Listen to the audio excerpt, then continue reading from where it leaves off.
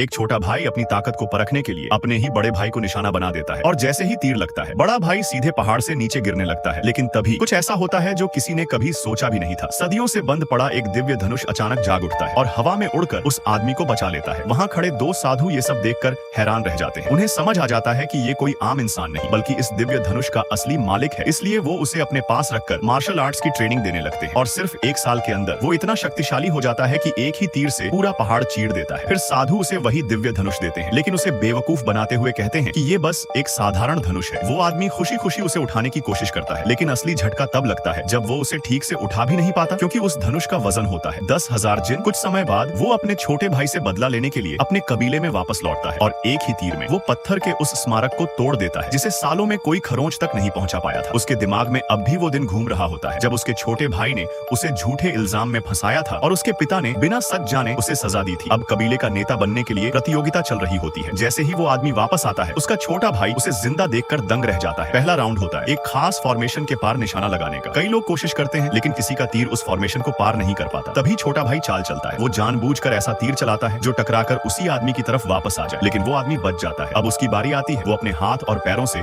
उस दिव्य धनुष को खींचता है। जैसे ही वो तीर छोड़ता है जमीन और आसमान दोनों कांप उठते हैं और एक विशाल तीर उस पूरी फॉर्मेशन को तोड़ते हुए निकल जाता है। सब लोग डरकर पीछे हटने लगते हैं लेकिन छोटा भाई अब भी हार मानने को तैयार नहीं होता। वो आखिरी मुकाबले के लिए चुनौती देता है। तभी वो आदमी अपने हाथ फैलाता है और आसपास के सारे तीर हवा में उड़कर एक ही दिव्य तीर में बदल जाते हैं और आखिर में वो अपनी पूरी ताकत के साथ उस तीर को छोड़ देता है। आगे क्या हुआ जानने के लिए सब्सक्राइब करो पार्ट 2 के लिए।